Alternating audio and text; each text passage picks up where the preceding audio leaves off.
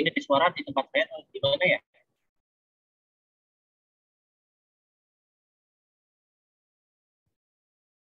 Mohon maaf Pak, agak putus-putus Pak. Putus-putus ya?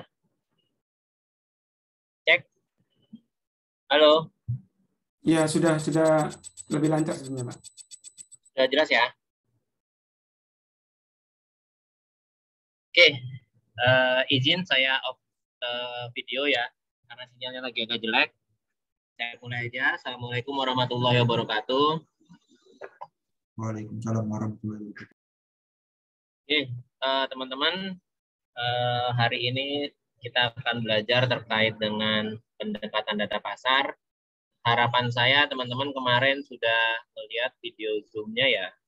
Jadi hari ini saya tidak mengajarkan teori atau konsep. Silakan nanti dari video Zoom-nya tadi, teori atau konsepnya. Nah, sebelum saya mulai praktek, karena sebenarnya untuk pendekatan pasar, pendekatan pendapatan, dan pendekatan aset, kemarin saya minta masing-masing itu 2 hari atau 6 SKS ya.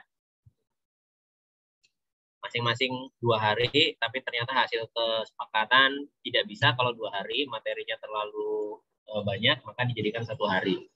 Nah, saya pengennya teman-teman juga dapat prakteknya, tidak hanya teorinya, makanya untuk yang teori dan konsep saya masukkan dalam video YouTube.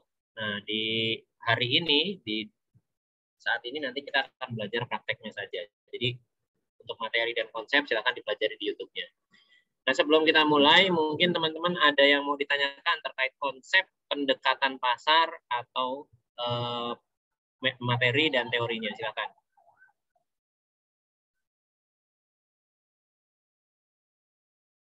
Silakan yang mau ditanyakan terkait konsep atau materinya, sekalian saya absen untuk hari ini.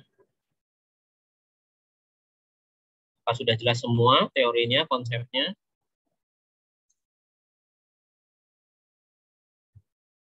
Mungkin saya izin bertanya Pak.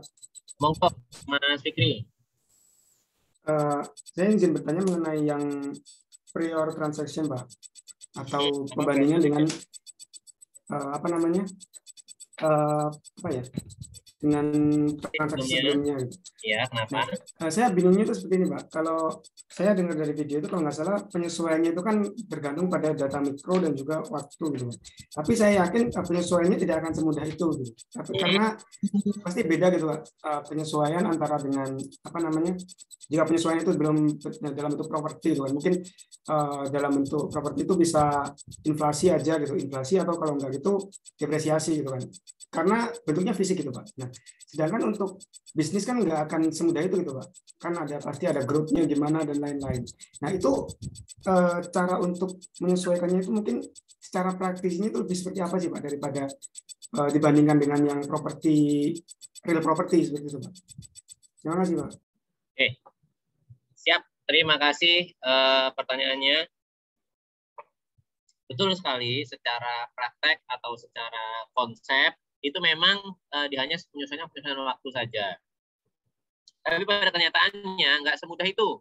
Bahkan penyesuaian waktu pun itu diikut sertakan dengan penyesuaian lainnya, seperti kondisi makroekonomi, mikroekonomi, dan seterusnya ya. Nah, tapi di situ dibalut dalam satu kondisi, yaitu penyesuaian waktu. Kenapa kok beberapa referensi menyebutkan penyesuaian waktu? Karena di referensi tersebut dijelaskan bahwa penyesuaian waktu atas sebuah bisnis itu merupakan akumulasi dari beberapa faktor. Contoh kondisi ekonomi. Contoh ya, ini kondisi ekonomi. Kondisi ekonomi ini akan tercermin dari waktu ke waktu. Misalnya inflasi.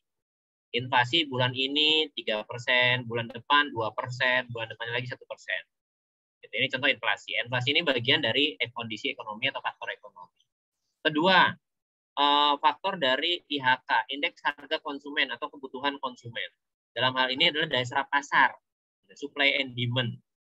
Nah, supply and demand ini dapat dibuat sebagai penyesuaian waktu, sebagai satu kesatuan penyesuaian waktu dengan melihat IHK-nya, indeks harga konsumen.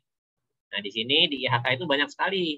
Indeksnya tergantung dari masing-masing produknya. Produknya apa? Migas. Produknya apa? Batu bara. Produknya apa? Pakaian jadi, aparel, dan seterusnya.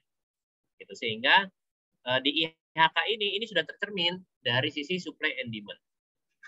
Gitu. Nah, termasuk faktor-faktor lainnya. Contoh misalnya dari faktor industrinya. Kita bisa melihat pertumbuhan industri, growth industri, dan seterusnya. Nah, semua referensi selalu menyatakan hanya perbedaan masalahnya waktu dan makroekonomi saja. Yang dimaksud seperti itu. Sehingga ketika kita bicara penyesuaian waktu ini sebenarnya faktornya banyak. Tidak hanya time value of money saja seperti yang teman-teman pahami. Tapi tadi ya faktornya ya antara lain, misalnya makroekonomi, mikroekonomi, industri yang dirangkum dijadikan satu dalam sebuah penyesuaian namanya penyesuaian waktu. Nah, penyesuaian waktu ini nanti digunakan sebagai dasar tingkat diskonto untuk memproyeksikan atau merubah nilai di masa lalu. Di masa lalu ya, nilai saham misalnya, saya jual beli sahamnya Mas Bimo ke Mas Fikri misalnya ya. Perusahaannya Mas Bimo, transaksi saya jual beli ke perusahaannya Mas Fikri, itu terjadi 10 tahun yang lalu. Itu terjadi 10 tahun yang lalu. Saya mau nilai di saat ini nih. Nah, harga tadi yang terjadi 10 tahun yang lalu itu didiskontokan atau menggunakan time value of money atau menggunakan future value. Rumus future value masih ingat ya teman-teman ya? Future value sama dengan berapa nominalnya atau berapa rate-nya dikali 1 plus I pangkatnya. Sehingga kita dapat future value-nya. Nah, faktor waktu di sini itu yang akan dijadikan dasar sebagai tingkat diskonto atau DI-nya. Tapi tadi ya, faktor waktu di sini ini sebenarnya sudah kumpulan nih dari berbagai macam faktor. Kondisi ekonomi, makro, mikro, industri, dan seterusnya. Sehingga semua kondisi tersebut, faktor-faktor tersebut dijadikan satu yang mencerminkan dari tingkat pertumbuhan atas perusahaan tersebut atau yang kita sebut tadi faktor waktu tadi. Gambarnya gitu Mas Fikri. Baik, terima kasih Pak. Berarti emang nggak sepenuhnya kayak murni tentang waktu ya Pak di situ ya Pak? Betul, tidak semudah yang dijelaskan teori ya. Memang di situ bunyinya waktu, tapi ternyata waktu itu isinya faktornya banyak lagi nih. Ada makronya, mikronya, industrinya, perusahaan sendiri. Ya, tapi nanti ketika teman-teman belajar di kembali ya, kalau teman-teman belajar nanti di DJP, semua faktor-faktor itu akan didetailkan. Gitu. Oke, ada lagi, silakan. Bapak izin bertanya, Pak. Yuk, Mas Yuda dulu ya, Mbak Fani ya. Mas Yuda. Sebenarnya mau mastiin aja Pak, kemarin itu udah disampaikan di video bahwa ketika kita melakukan pemilihan data pembanding, itu kan kita harus mempertimbangkan hasil analisis Porter Favors, LCC, dan SWOT.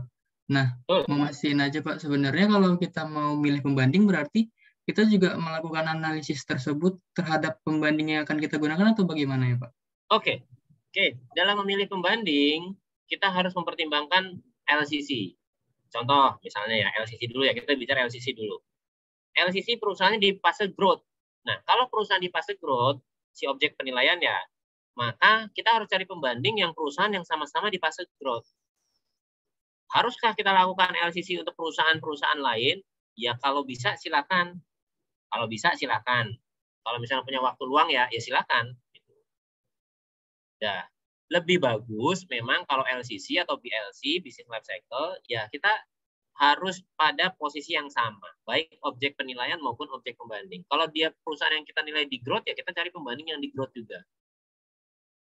Objeknya di maturity, ya kita cari yang di maturity juga. Sehingga apple to apple. Terus yang berikutnya SWOT. SWOT terakhir. Yang berikutnya Porter Favors. Perlu nggak kita menganalisis Porter Favors perusahaan pembanding? Tidak.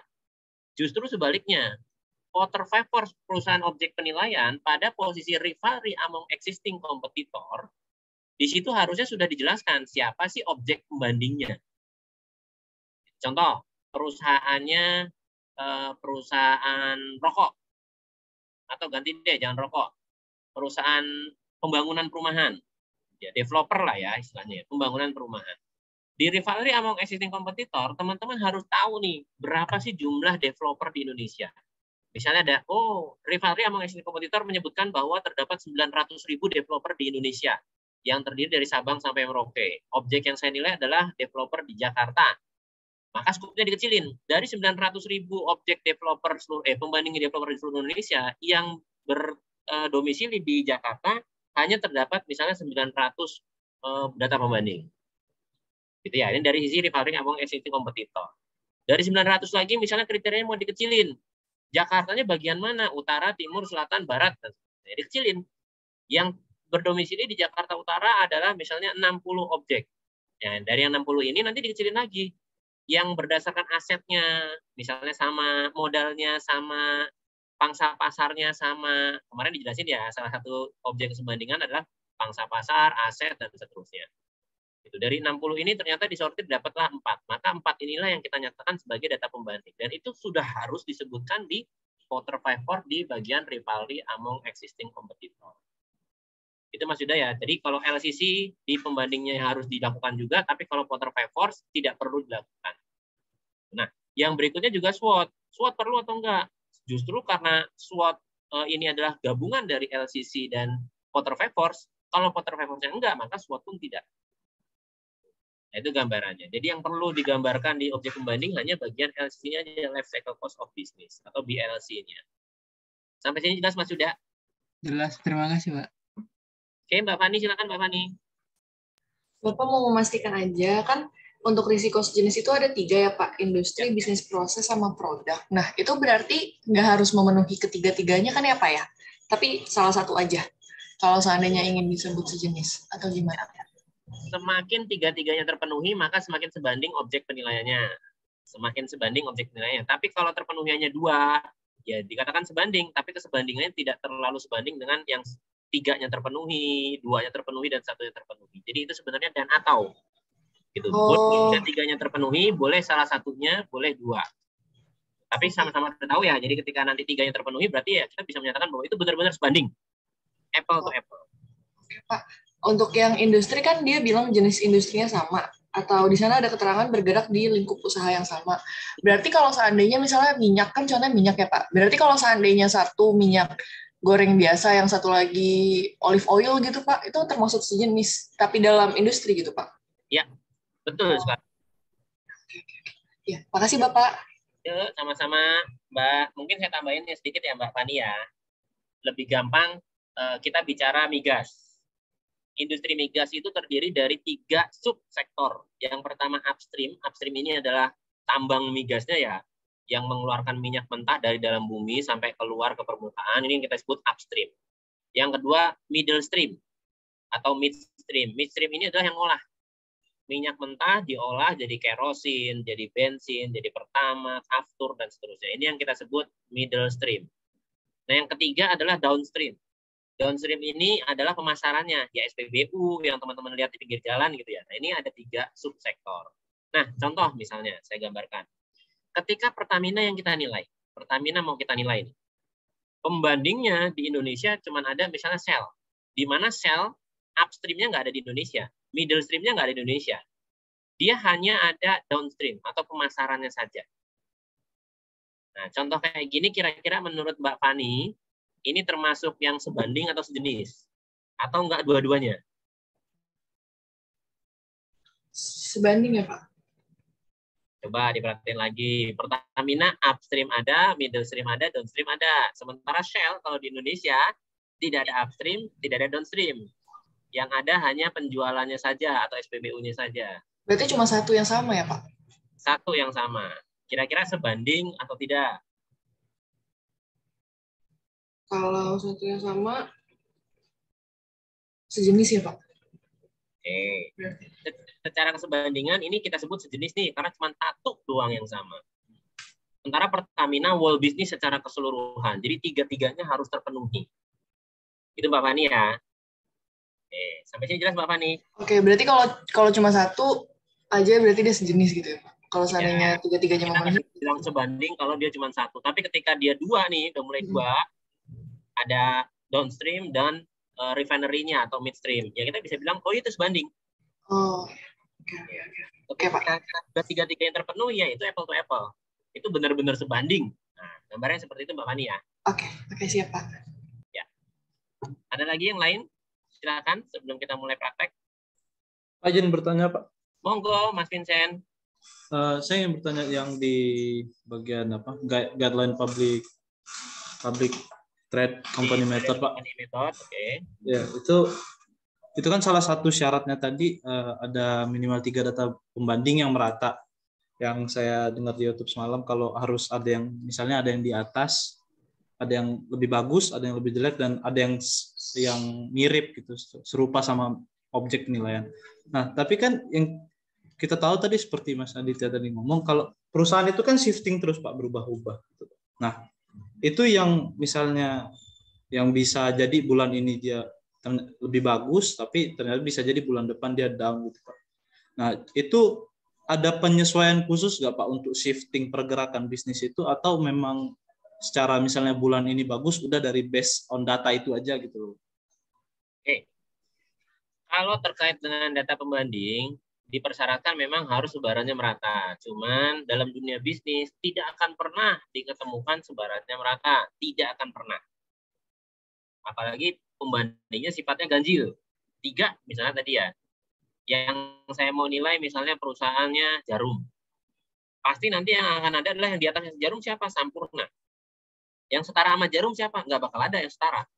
Karena konsepnya penilaian bisnis tidak akan pernah ditemui satu bisnis yang setara atau sama sebanding dengan benar-benar kesebandingan yang 100% sama. Itu nggak mungkin. Nggak ada bisnis yang 100% sama. Ingat ya, tidak ada bisnis yang 100% sama. Sehingga untuk kesetaraan di objek pembanding, apabila pembandingnya ganjil, ini sangat sulit sekali. Kalau pembandingnya ganjil 3, gitu ya, pasti 1 di atas, 2 di bawah. Efeknya apa? Maka nilai si perusahaan akan ketarik ke bawah. Akan ketarik ke bawah. Apalagi kalau misalnya yang mau dinilai siapa? Sampurna. Sampurna ini udah nomor 1-nya nih, perusahaan nomor 1-nya di Indonesia rokok. Pembandingnya siapa? Jarum, Bentul, Wismillah. Ya nilainya Sampurna akan ketarik ke bawah. Nah, inilah yang menjadikan kenapa pendekatan data pasar selalu dijadikan alat cross-check untuk pendekatan lainnya. Kenapa? Karena subjektivitasnya tinggi.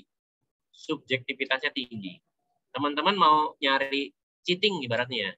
Udah kriterianya saya ubah supaya pembandingnya yang atas-atas semua. Sehingga saya dapat nilainya nanti akan tertarik ke atas. Bisa? Bisa.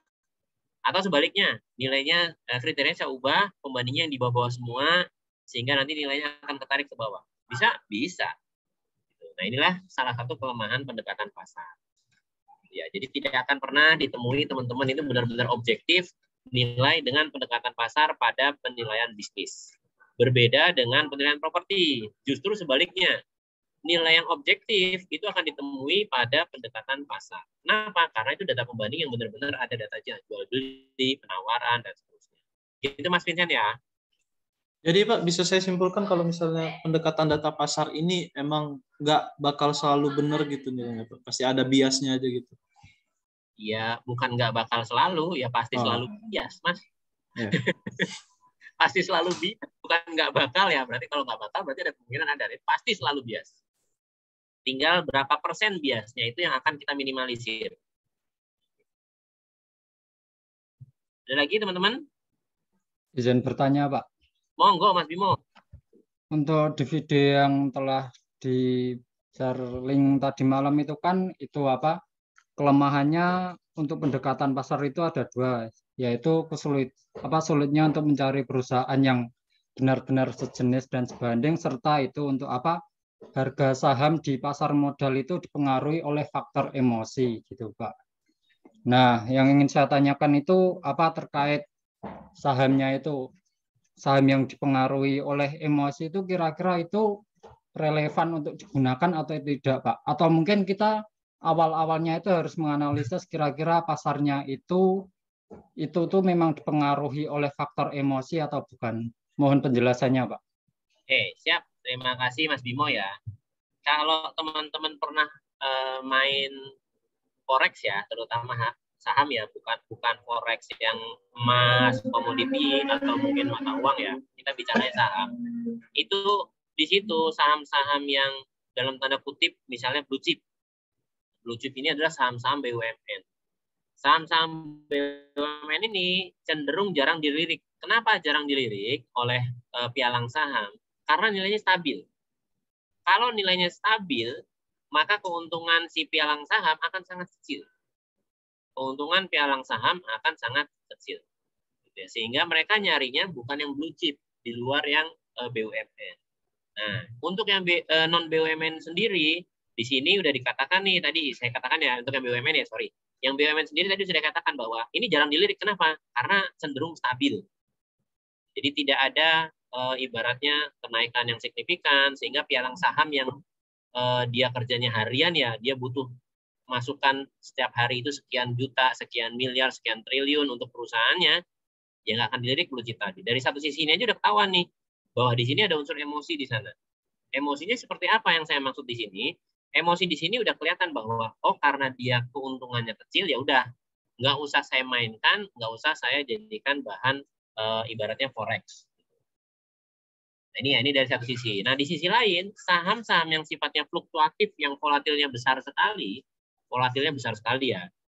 Contoh ketika Gojek naik bursa, ketika Grab melantai di bursa itu kan perusahaan-perusahaan yang baru melantai itu volatilnya tinggi sekali.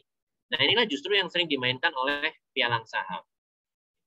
Ketika dia sudah tinggi harganya, dia tahu nih bahwa namanya saham dia suatu saat seperti roda berputar, bisa di atas, bisa di bawah. Ketika menurut pialang saham ini sudah terlalu tinggi, sudah cukup pendapatan yang saya peroleh, maka saya akan melepas. Jadi di sini bukan masalah supply and demand lagi yang bekerja ketika transaksi saham, tapi masalah feeling atau perasaan. Saya sudah cukup dapat pendapatan seperti ini, maka saya lepas, saya jual. Jadi jual atau beli, supply and demand tadi bukan karena kebutuhan, bukan karena keperluan, tapi karena perasaan. Saya sudah cukup dapatnya di sini, saya jual. Sementara yang lain misalnya, saya masih mau dapat yang lebih tinggi lagi, saya keep. Ketika harganya jatuh karena banyak pialang saham yang jual, dia mengkeep dengan harga yang tinggi, maka dia loss, rugi. Nah ini gambarannya kenapa dinyatakan sebagai terbawa perasaan atau dari faktor emosi. Itu ya Mas Bimo ya. Baik Pak, terima kasih atas penjelasannya. Agak beda kalau kita bicara permainan saham di luar negeri sana. Kalau di Indonesia karena itu dijadikan komoditas, ya untuk memperoleh duit dalam jumlah yang banyak dengan waktu singkat, ya main saham, main forex, main komoditas, main mata uang. Tapi di luar sana, saham itu benar-benar untuk investasi jangka panjang. Yang dicari adalah berapa sih dividen yang akan dibayarkan perusahaan ke pemegang saham.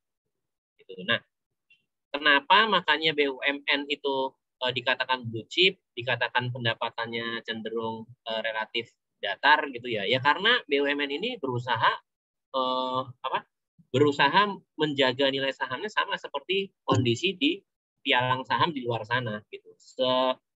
Sebisa mungkin dia mencari investor jangka panjang, bukan investor jangka pendek yang cuma pengen jual beli saham saja. Gitu. Gambarnya seperti itu untuk dunia saham. Ada lagi yang lain silakan. Cukup? Cukup ya? Yuk, monggo Mbak Dinda. Yang di video itu kan disebutin konsep data pembanding. Yang pertama itu data terpublikasi itu ya Pak. Terus kalau data yang nggak terpublikasi kan bisa dipakai asal datanya itu bisa divalidasi. Nah, caranya memvalidasi antara data yang nggak terpublikasi sama data yang terpublikasi itu terus beda atau sama, dan kalau bedanya itu terus jadi bakal lebih sulit atau gimana gitu Pak? Oke. Langsung saya contohin aja ya, bagaimana memvalidasi data yang tidak terpublikasi. Paling gampang SPT tahunan. Laporan keuangan itu sebagai lampiran SPT tahunan. Bagaimana caranya hakim memvalidasi? Ya hakim akan minta akses. Bisa nggak saya buka SPT tahunan WPA, WPP, WPC, WPD, dan seterusnya. Ini contoh ya. Kalau bisa dan diperbolehkan, maka itu boleh digunakan sebagai bahan penilaian. Tapi kalau tidak diperkenankan, maka tidak boleh dijadikan data dalam penilaian. Itu Mbak, gambaran sederhananya kayak gitu. Jelas Mbak maksudnya Mbak? Baik Pak, terima kasih Pak. Intinya yang memvalidasi itu bukan cuma penilai, tapi pihak luar. Pihak luar bisa nggak memvalidasi data yang saya gunakan? Laporan keuangan aja. Bisa nggak pihak luar mendapatkan laporan keuangan objek yang saya nilai? Kalau orang luar bisa dapat laporan keuangan objek yang saya nilai, maka itu bisa digunakan sebagai data pembanding. Tapi kalau nggak bisa, ya jangan dipakai.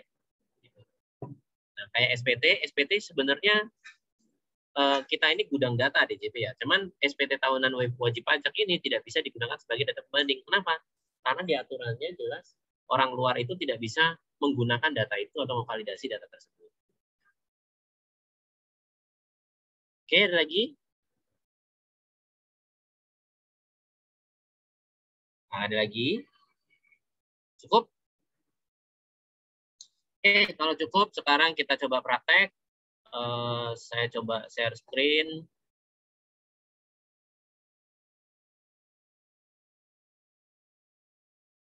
Insya Allah saya coba praktekin step by step ya teman-teman ya. Biar teman-teman paham dari mulai nyari data sampai nanti perhitungan nilainya.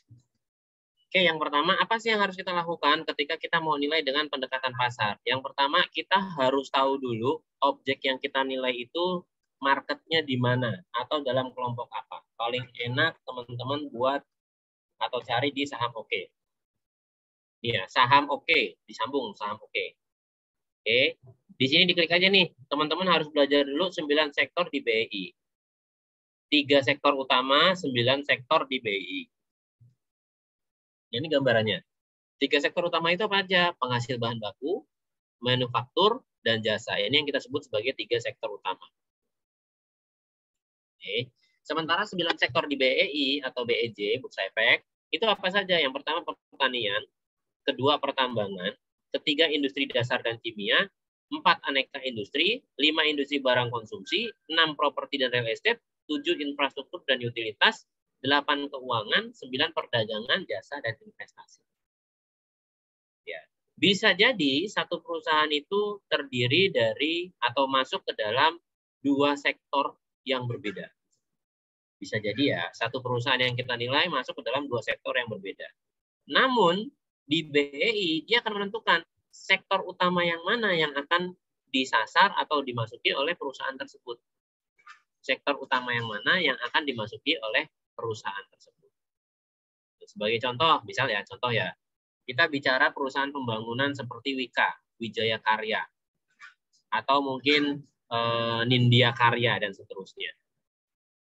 Perusahaan ini dia masuk properti juga, real estate juga, karena dia sebagai developer, dia juga bikin fasilitas infrastruktur, utilitas, transportasi juga.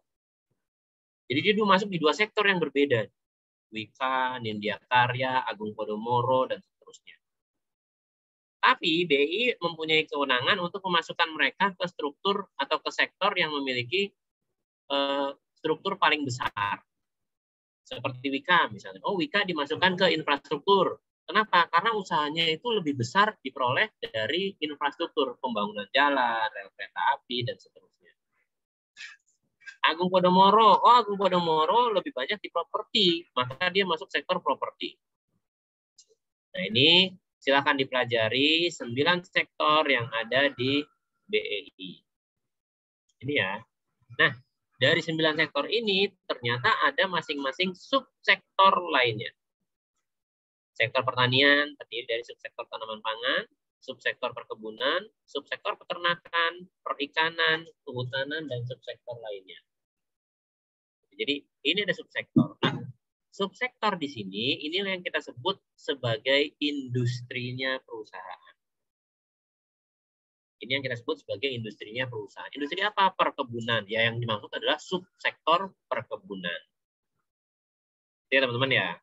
Industrinya apa? Misalnya pertambangan batu bara, ini yang disebut subsektor pertambangan batu bara. Industrinya apa? Migas, subsektor pertambangan minyak dan gas bumi, dan seterusnya.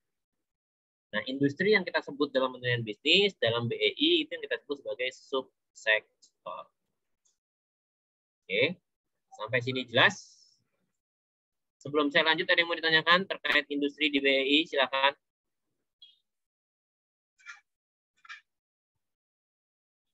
Ini banyak ya teman-teman ya, silakan nanti di browsing sendiri, ada industri dasar kimia, logam, ini ya, aneka industri, dan seterusnya. Oke, kalau nggak ada pertanyaan saya lanjutkan. Contoh misalnya yang mau saya nilai perusahaannya di bidang properti atau real estate. Ini ya. Kita mau tahu berapa banyak data pembandingnya, diklik aja.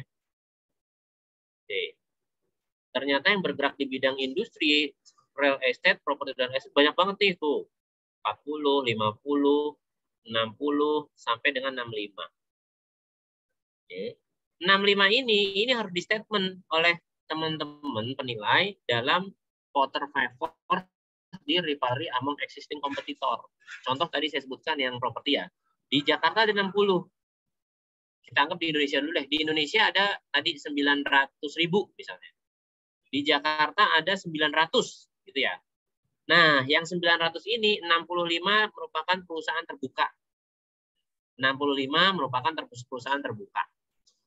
Oke, dari 65 nanti di breakdown lagi atau disortir lagi nih. Tahun penilaian tahun berapa? Tahun penilaian tahun 2019. Maka disortir nih, ini ya, Perintis Trinity Property nggak masuk. Kenapa? Karena tahun 2020. Oke, artinya dia sudah tidak aktif di bursa. Ingat ya, salah satu persyaratannya adalah aktif 90 hari di bursa. Masih ingat ya persyaratannya ya? Aktif 90 hari di bursa. Nah, dia belum 2019 belum muncul, belum IPO. Makanya nggak bisa dijadikan data pembanding. Atau sebaliknya, dia sudah IPO, tapi tanggal penilaiannya di bulan Februari tahun 2020. Nah, dari Januari ke Februari kan belum 90 hari. Ya nggak bisa dijadikan data pembanding. Karena syaratnya adalah 90 hari aktif di bursa. Nah, di bawah-bawah ini banyak catatan lainnya nih ya.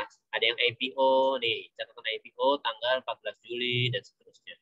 Terkadang di sini ada juga yang delisting. Delisting itu sudah tidak IPO lagi atau sudah tidak terbuka lagi. Dia turun dari chart terbuka. Jadi nanti tinggal dibaca ini seperti ini. Delisting dari bursa. Delisting tahun 2017. Artinya si Lami, kalau nanti masih ada di sini Lami, mana ya Lami? Oh, ini udah dikeluarkan ya Lami ya. Ketika masih ada namanya Lami misalnya ya, di sini ada catatan bahwa Lami ini sudah delisting dari bursa, maka Lami tidak bisa dijadikan sebagai data pembanding. Jadi semua syarat teman-teman lihat di sini mulai tanggal IPO, termasuk saham syariah nih. Ketika teman-teman menilai jenis sahamnya saham syariah, maka yang non syariah atau yang tanda tanya seperti ini, ya ini harus dikeluarkan. Ya, apalagi yang X ya ini harus dikeluarkan. Oke. Nah, ini sebagai salah satu mencari data pembanding. Dan ini harus dimasukkan ke dalam outer factors-nya teman-teman, terutama bagian rivalry among existing competitor. Oke. Ini cara mencari. Tinggal nanti kriterianya teman-teman persempit lagi, sehingga dapatlah 5 data pembanding, 6 data pembanding, 3 data pembanding, dan seterusnya. Nah, ini salah satu cara mencari kriteria data pembanding. Sampai sini ada yang mau tanyakan? Sebelum saya lanjut, silakan. Kalau kurang jelas, ditanyain aja apa yang kurang jelas, biar teman-teman paham pendekatan pasar. Jelas semuanya?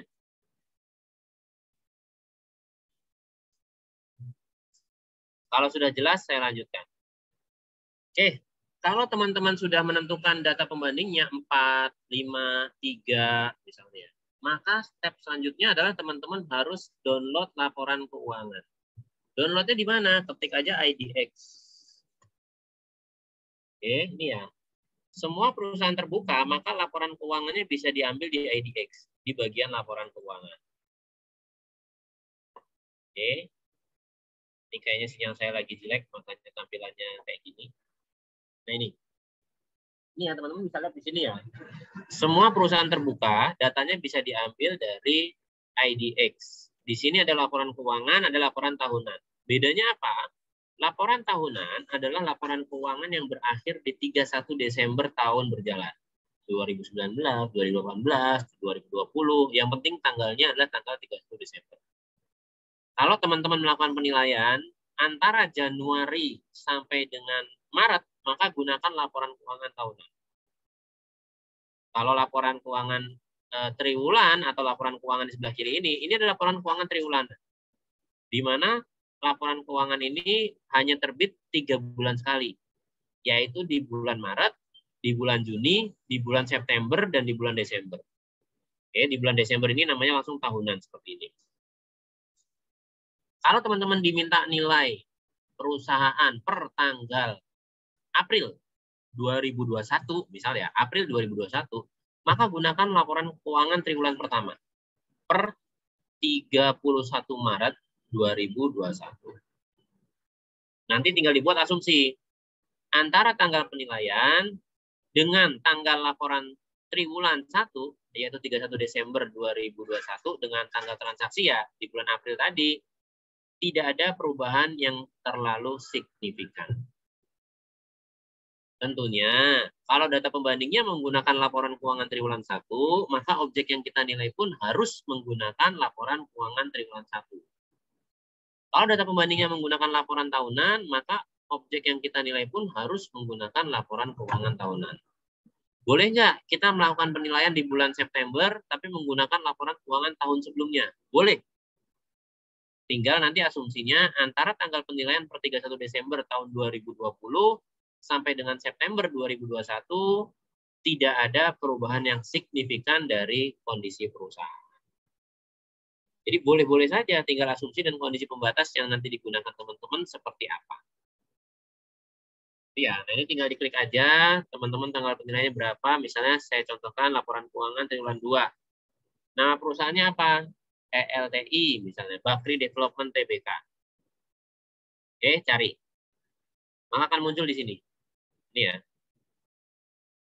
Nah, ini adalah laporan keuangan semester 1. Triwulan 2. Iya benar ya, triwulan 2 semester 1 ya. Triwulan 2 atau semester 1 atau per Juni tahun 2021. Ya, nanti dicari aja, di download aja di sini tinggal. Atau yang lain, misalnya saya mau asuransi Bina Dana Arta nih, cari triwulan kedua, dia akan muncul di sini. Financial Statement 2021 triwulan kedua atas ABDA. Oke ya, nanti silakan download ya teman-teman ya. Ada yang berupa Excel, ada yang berupa PDF. Nah, tinggal tanggal penilaian teman-teman, tanggal berapa. Apakah pakai laporan keuangan tahunan? Tahunan pun ada di sini. Oh, ini berarti dia belum upload ya si Abda ya. Coba kita ganti jadi,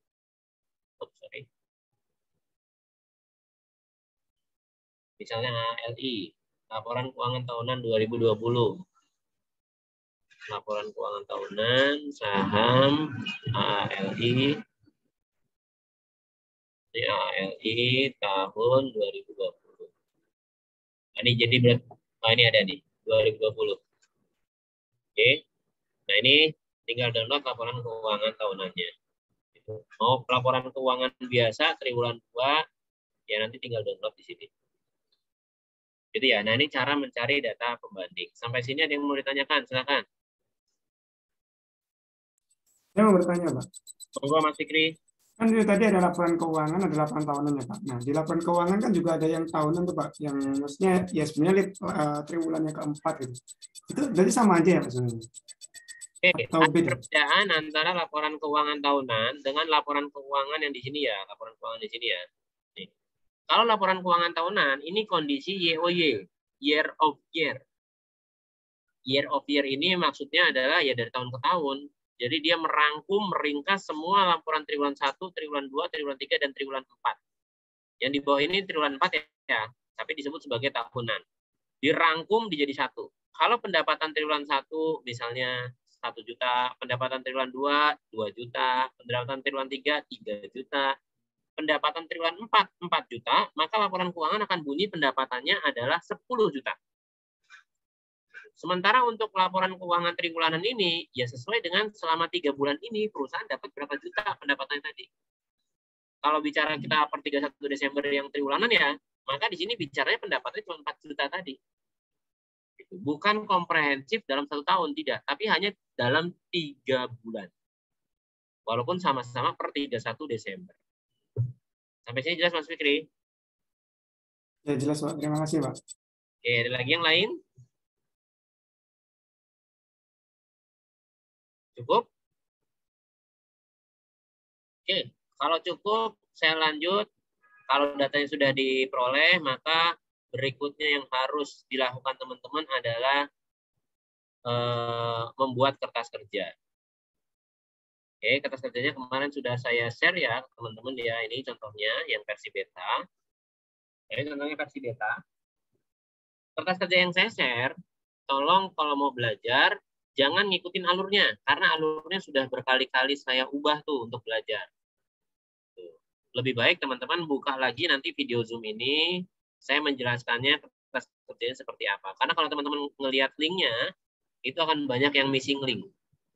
Akan banyak yang missing link. Kenapa? Udah saya ubah berkali-kali. Contohnya ini. Ini tadi pagi saya ubah nih, saya save juga. Pasti beda dengan yang ada di punya teman-teman. Nah, ini saya ajarkan bagaimana cara ngisinya. Oke, kembali ke sini kertas kerja. Kalau teman-teman udah dapat laporan keuangan data objek penilaian, udah dapat laporan keuangan objek pembanding, yang harus dilakukan kemudian adalah spreading. Seperti yang kemarin dianalisis laporan keuangan, teman-teman harus melakukan spreading. Spreading itu apa? Spreading itu mengelompokkan nih. Jadi berbagai macam laporan keuangan yang beda-beda akunnya dijadikan satu atau beberapa akun yang sama, dikelompokkan dalam jumlah atau akun yang sama. Contoh di sini penjualan. Ada yang bilang penjualan, ada yang bilang pendapatan, ada yang bilang mungkin sales dan seterusnya. Ya udah kita jadikan satu. Di sini kita jadikan penjualan semua. Kalau di sini mau pendapatan misalnya ya ke kanan juga semua harus pendapatan gitu. Supaya semua akunnya sama. Harga pokok penjualan misalnya mau diganti jadi biaya pendapatan misalnya. Maka semua yang menggunakan istilah harga pokok pendapatan harus dijadikan biaya pendapatan. Istilah lain juga harus dijadikan sama dengan biaya pendapatan. Dan ini yang kita sebut spreading. Sehingga semua akun-akunnya sama. Antara satu data pembanding dengan data pembanding lain dengan objek penilaian semua harus sama. Oke. Nah yang berikutnya, laba rugi yang diperoleh dari perusahaan pembanding masukin ke masing-masing spreading tadi. Nih ya, masukin ke masing-masing spreading tadi. Termasuk tahun penilaiannya atau tahun laporan keuangannya, misalnya 2020. Ini 2020. Jadi dimasukkan sesuai dengan kondisi tanggal penilaian dan tanggal laporan keuangan. Ini tinggal copy paste dari yang ada di laporan keuangan yang teman-teman download tadi. Oke. Terus berikutnya value of stock and volume ini bisa dilihat di bagian neraca ekuitas. Di situ ada value of stock-nya berapa atau volume of stock-nya berapa.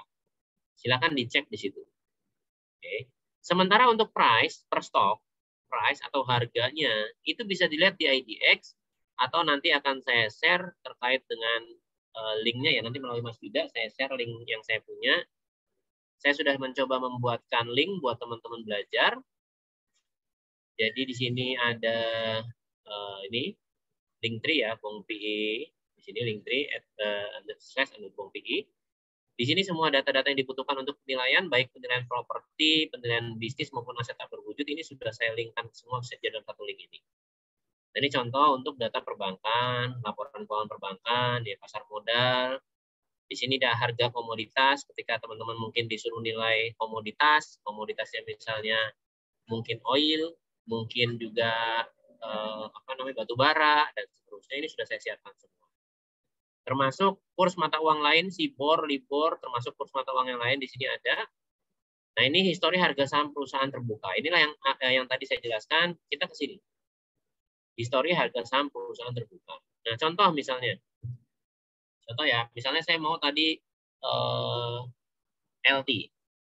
Oke. Saya mau harga saham LT. LT itu Baktilian Development atau LT. Oke, ini adalah summary-nya. Di sini ada summary, ada historical. Saya mau tahu historical datanya. Ini historical data. Ini di bulan Desember ya.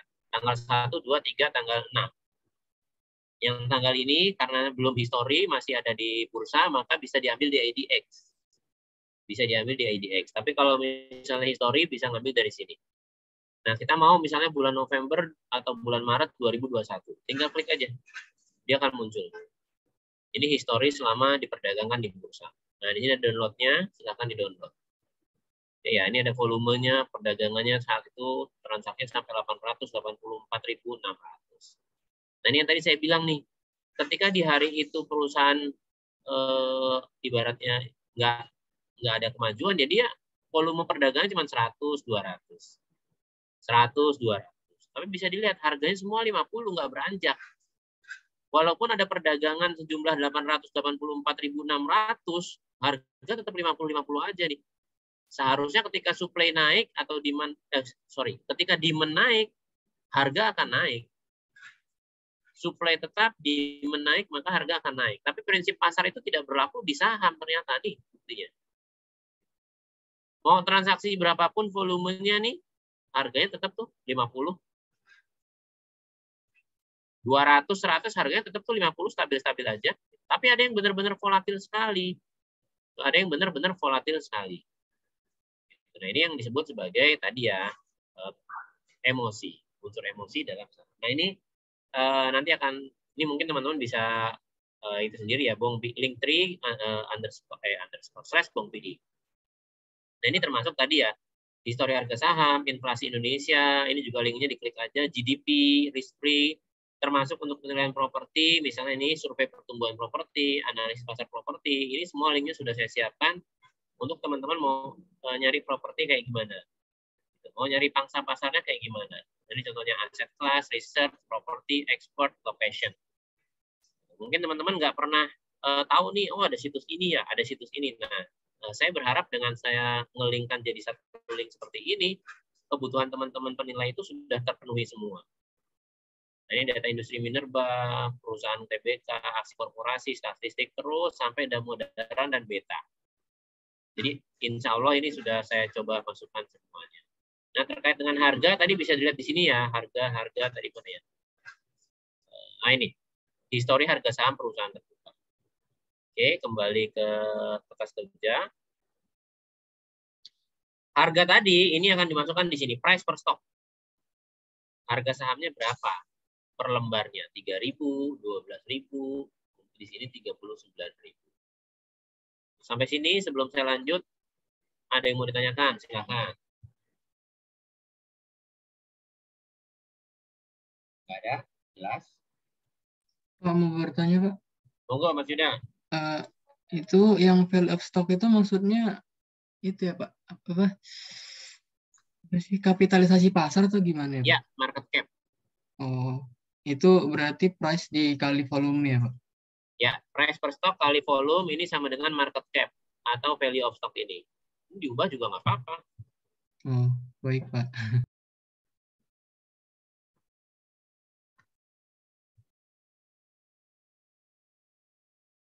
Sorry. Ini diubah juga nggak apa-apa. Silakan. Ini bebas ya. Mau ngerubah kayak gimana pun nggak ada masalah. Oke, ada lagi yang lain? Saya mau bertanya, Pak. Yuk, Mas Fikri.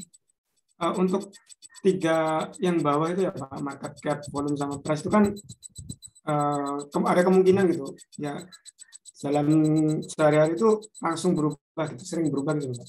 Nah, itu nanti untuk yang dipakai itu yang gimana ya, Pak? Apakah ada ketentuan atau ya udah pas tanggal penilaian aja gitu?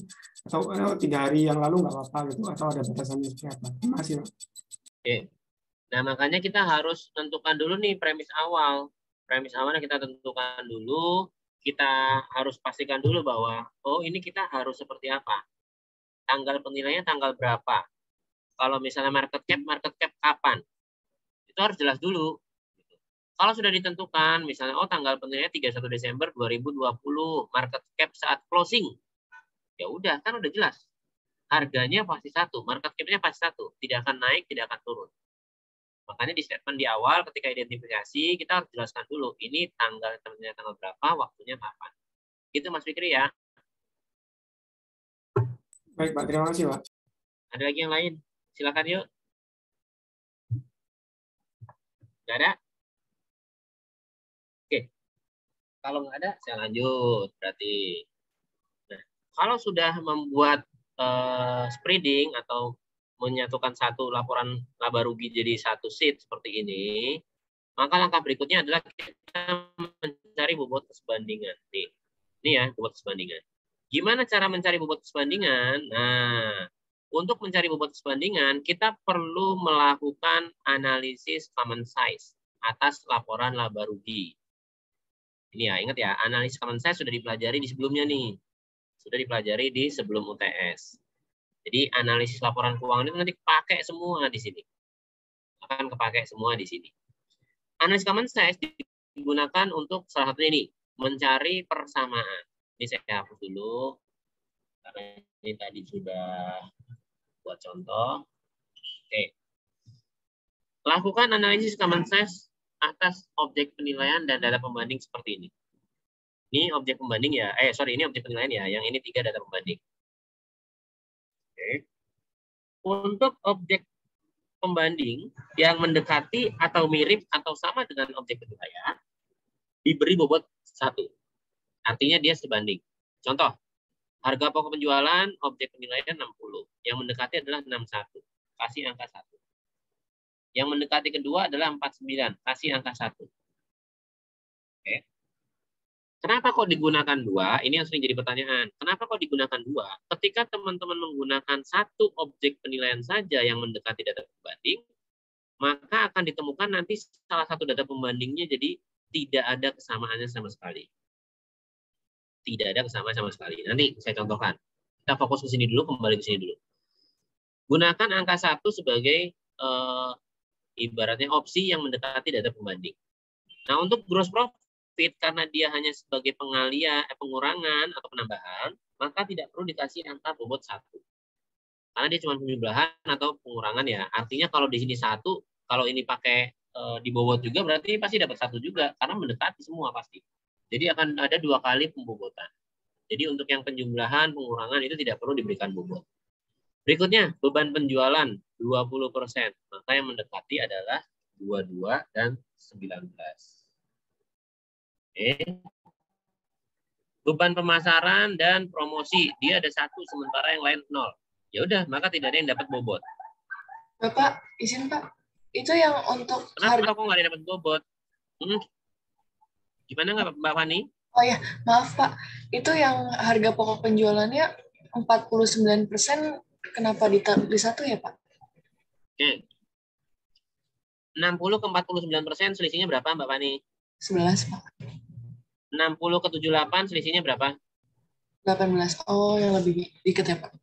Ya. Oh, iya. Oke Pak. Oke. Saya lanjut ya. Jadi dicari bobot atau diberikan scoring pada yang paling mendekati. 49 ini lebih mendekati ke 60 daripada 78. Termasuk juga ini ya, 20. 22 mendekati, 19 juga mendekati. 10 jauh sekali. Jadi cari 2 yang mendekati. Nanti saya jelaskan kenapa alasannya menggunakan 2. Nah, termasuk yang ini nih. Ini 0 nih. Artinya semuanya harusnya sama. Bobotnya 1, 1, 1. Ya mau dikasih bobot 1, 1, 1. Kan sebenarnya sama semua. Ya, lebih baik tidak diberikan bobot sama sekali. Karena kondisinya sama semua. Nah, ini gambarannya. Jadi, tidak perlu yang sama seperti ini diberikan masing-masing bobot 1. Nggak perlu. Karena akan kehitung 2 kali nanti jatuhnya. Terus kita lanjut. 8. Ini 1 berarti ini. Ini sama. 1, 10. Ini juga 1. Ini 0. Ya, 0 juga. Depresiasi amortisasi ini juga sama nih. 0 semua. Sama semua. Ya, karena sama semua nggak usah dikasih bobot. Beban bunga juga 0 semua. Karena 0 semua nggak usah dikasih bobot. Nah, yang berikutnya adalah pendapatan atau beban lain. Perusahaan yang kita nilai 0. Pembandingnya min 1 dan plus 1. Min 1 dan plus 1 ya. Maka ketika dibobot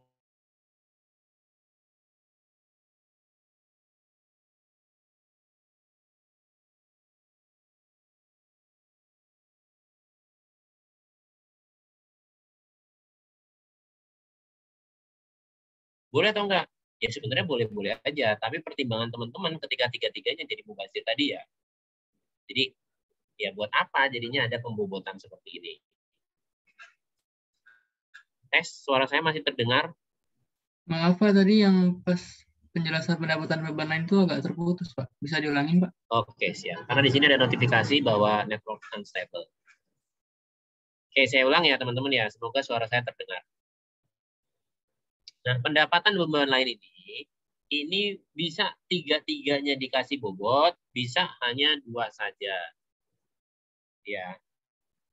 Kapan tiga-tiganya dikasih bobot, kapan 2 saja, atau kapan 1 saja. Kalau saya pribadi, saya lebih cenderung menggunakan 1 saja. Karena tidak bagus ketika saya menggunakan bobotnya 1 seperti ini. Artinya dari sisi pendapatan beban lain, hanya dari satu sisi ini aja, ketiga perusahaan ini sebanding. Hanya dari satu sisi ini saja yang ketiga perusahaan ini benar-benar sebanding. Sementara yang lain dinyatakan tidak sebanding. Tapi itu kembali ya, asumsi dan kondisi pembatasnya ada di masing-masing teman-teman semua. Oke, kalau saya pribadi, biasanya ini tidak saya masukkan. Oke. Kembali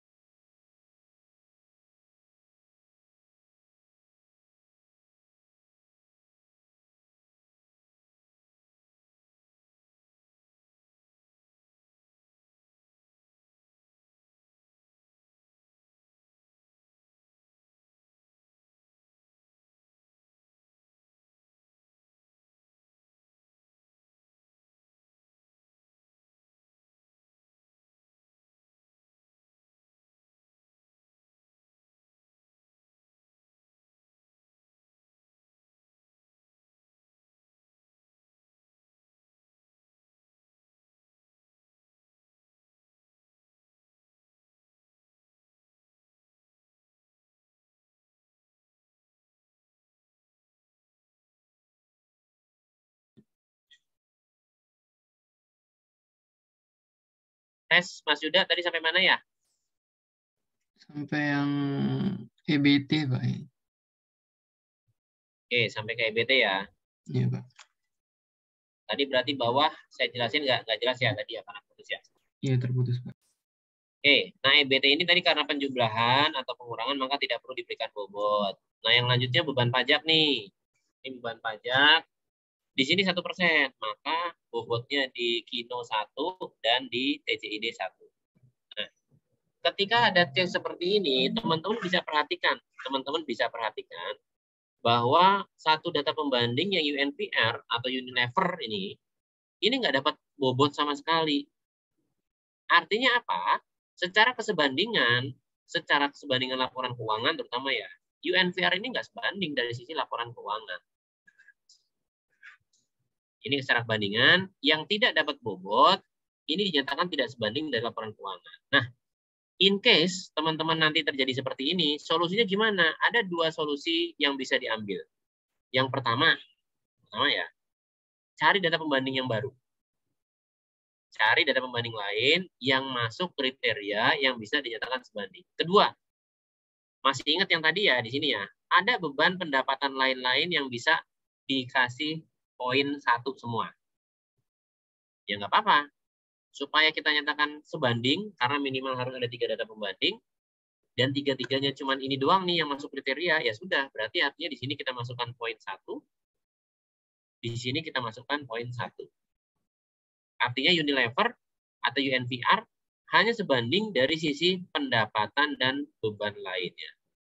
Sementara dari sisi lain, ya UNPR ini tidak sebanding sama sekali. Membacanya seperti itu. Oke, untuk mencari kesebandingan, pembobotannya ada yang mau ditanyakan? Silakan. Izin bertanya, Pak. Ya, Mbak Ola. Seandainya kalau data pembandingnya lebih dari 3 ya, Pak ya. Nah, itu bobotnya tetap 2 yang terdekat aja atau gimana, Pak? Bukan yang 2 terdekat. Siap. Untuk bobot ya, mau menggunakan 2, 3, 4, 5, itu pertimbangan dari teman-teman penilai. Ingat ya, penilaian adalah science and art. Nah, artnya di mana? Ya tadi, kapan saya menggunakan 1 pembobotan, 2 pembobotan, 3 pembobotan. Saya menggunakan 2 pembobotan aja, masih ada 1 nih yang dinyatakan tidak sebanding tadi ya. Sekarang kita coba ketika menggunakan 1 pembobotan ya. Kita coba menggunakan 1 pembobotan. Contoh ini berarti ini kosong. Ini sini masuk. Ini sini kosong. Ini oke, yang ini berarti sini. Nah, ini. Ketika menggunakan 1 pembobotan, ini angka pembobotnya Kino 3, TCID 2, UNPR 0 sama sekali. 0 sama sekali. Kenapa? Ya karena tadi ini saya tidak menggunakan poin 1, berarti di 1 di sini. Jadi semakin sedikit bobot yang kita bebankan dari kesebandingan ini, maka semakin sedikit pula data pembanding yang akan kita nyatakan sebanding. Tapi ketika, datanya ada 5, saya mau yang dibobot 3 perusahaan dari 5 perusahaan. Nanti ketika ada dari 3 bobot dari 5 perusahaan, ternyata ada 1 perusahaan yang tidak dapat bobot sama sekali, ya udah. Berarti bisa kita putuskan bahwa data pembandingnya seharusnya hanya 4. Yang 1 kita eliminasi berdasarkan kesebandingan laporan keuangan. Semoga jelas ya Mbak Ola ya. Ya, jelas Pak. Terima kasih Pak. Oke, ada lagi yang lain? Oke, ini saya kembalikan 1, biar ini dapat bobot ya. Oke. Nah, yang lain, yang lain yang mau tanya silakan sebelum saya lanjut. Ada? Oke, kalau nggak ada saya lanjut. Ini dapatlah 4, 2, 1 ya. 4, 2, 1. Nah, maka dari pembobotan tadi 4 adanya di Kino. Ini Kino dapat 4. Kino dapat 4, TCID dapat 2, UNPR dapat 1.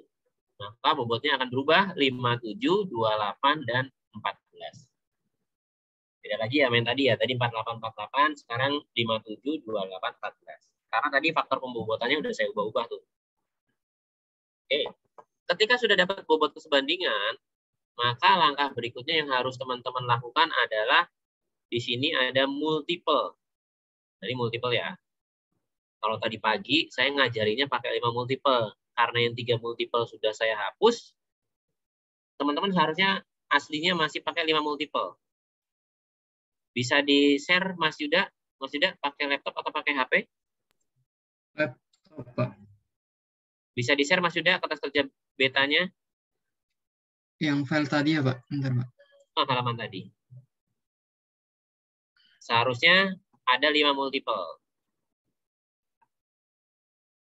Itu tadi karena udah saya hapus sih, jadi makanya tinggal tersisa 2.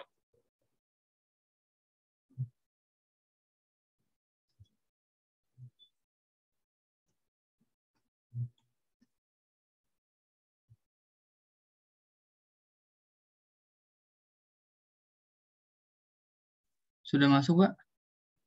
Yang sudah Mas, yang multiple Mas, equity comparison method. Sheet-nya bukan yang ini. Ini kan sheet ETF. Oke, geser ke kiri.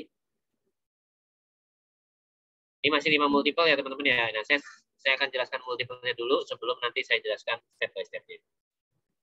Oke, di sini ada 5 multiple yang teman-teman bisa lihat. Price per sales, price per EBITDA, price per EBT, price per EAT, dan price per book. Nah, terkait multiple ini, teman-teman bisa menggunakan multiple apapun, itu diperkenankan. Yang penting variabel fundamental yang pertama adalah price. Mau pakai price per sales, EBITDA, EBT, EAT, book yang ada di sini boleh, boleh. Yang nggak ada di sini boleh nggak? Boleh. Contohnya apa? Price per earning ratio, price per share, price per share udah ya. Price per free cash flow, price per net cash flow misalnya. Boleh nggak? Boleh, boleh aja. Atau price per rasio lain boleh nggak? Boleh, nggak ada masalah. Yang penting variabel utamanya adalah price. Yang penting variabel utamanya adalah price. Karena yang mau kita nilai adalah nilai ekuitasnya atau price-nya. Iya, yang kita mau nilai adalah nilai ekuitasnya atau price-nya. Nah, namun perlu saya jelaskan, dari variabel-variabel multiple yang ada ini, sebisa mungkin ya teman-teman ya, kalau teman-teman sudah menggunakan multiple price per sales, maka jangan lagi gunakan price per EBITDA, price per EBT, price per EAT. Kenapa? Karena semuanya dari unsur laba rugi. Karena unsurnya laba rugi, maka sebenarnya sudah tercermin. Teman-teman pakai price per EBITDA, itu akan tercermin dari price per EBT, price per EAT, maupun price per sales. Jadi, salah satunya aja yang dipakai. Jangan semua-muanya dipakai, karena sama aja nanti. Nah, terus gimana makainya? Nah, kembali, pakailah sesuai dengan multiple yang berbeda dari sisi karakteristik laporan keuangannya. Contoh, sales, EBITDA, EBT, EAT, ini dari laporan laba rugi. Maka pilih salah satu aja. Jangan empat-empatnya dipakai. Terus multiple keduanya apa? Price per book. Book ini atau book value ini adalah dari neraca. Maka bisa digunakan. Kenapa? Karena beda laporan keuangan. Atau price per net cash flow atau price per free cash flow dari free cash flow-nya wajib pajak. Atau price per rasio, misalnya pakai ROA, pakai ROI. Nggak masalah. Yang penting unsur laporan keuangannya berbeda. Oke ya, teman-teman ya. Nah, terkait multiple, sebelum saya jelaskan lebih jauh, ada yang mau ditanyakan? Silakan. Penggunaan multiple dulu nih ya. Nggak ada?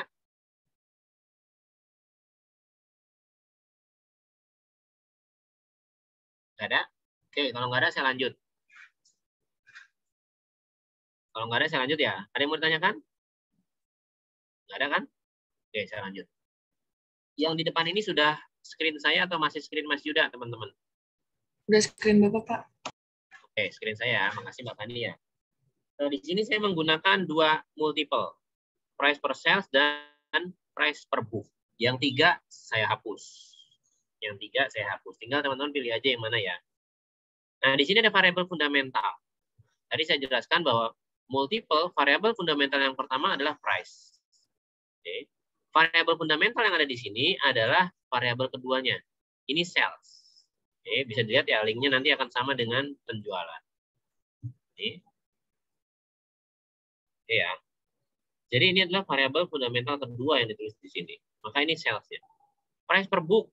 Maka variabel fundamental yang kedua adalah book value-nya. Dilihatnya di mana? Dilihatnya di laporan neraca bagian ekuitas. Berapa nilai buku yang dicatat atas price-nya yang sebesar 3.185 atau market cap-nya sebesar 6 miliar ini. Oke. Tinggal nilai bukunya berapa. Lalu yang berikutnya adalah membuat multiple sesuai dengan price per sales ini. Multiple-nya adalah price, harga lembar saham dibagi sales-nya. 3,4 triliun. Ya, sehingga multiple-nya kecil sekali. Nah, saya harus menjelaskan terkait referensi. Di sini stok yang digunakan, harga yang digunakan adalah harga per stok atau price per stok. Di beberapa referensi ini diperbolehkan boleh, tapi di referensi lainnya harus apple to apple dong. Kalau mau penjualan total, maka price per stok di sini ini harusnya adalah market cap dibagi dengan sales-nya. Artinya harga saham seluruhnya sebanyak 2.015.500 dibagi penjualan keseluruhannya. Inilah multiple-nya. Ya, inilah multiple-nya. Nah, di beberapa referensi menggunakan price per stock ya, tapi di referensi lain menggunakan market cap. Atau ada referensi lain menyebutkan, ya nggak gitu dong, harusnya penjualannya ini yang dibagi dengan volumenya, padahal sebenarnya sama aja. Penjualan sebesar 3 triliun dibagi volume ini, maka inilah harga atau penjualan per stoknya. Jadi satu lembar saham itu bisa menjual produk sebesar 1 juta.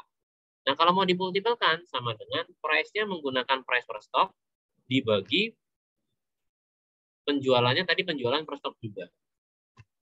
Sebenarnya sama aja. Gitu. Jadi referensinya ya gitu-gitu aja sebenarnya.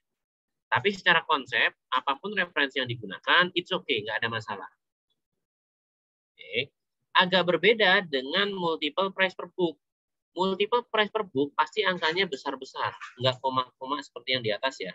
Tidak koma-koma seperti ini. Kenapa? Kenapa kok nggak pakai koma-koma seperti di atas?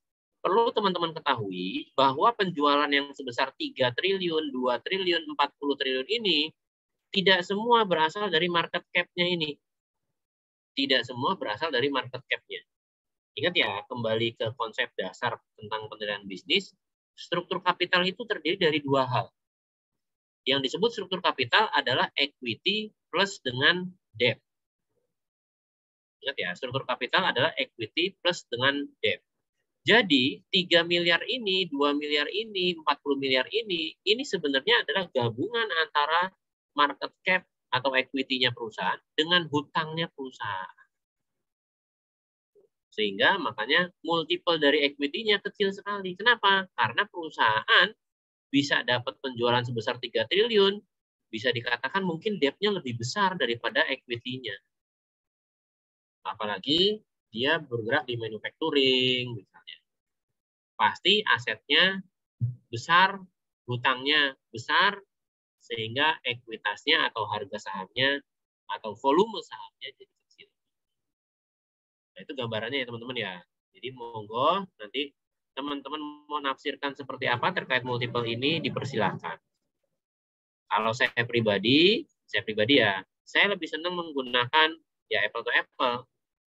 Harusnya kalau ini price per sale ini ya ini menggunakan market cap dibagi dengan penjualan. Kalau saya ya, tapi kadang-kadang saya cheating juga nih. Kadang-kadang saya cheating juga ya.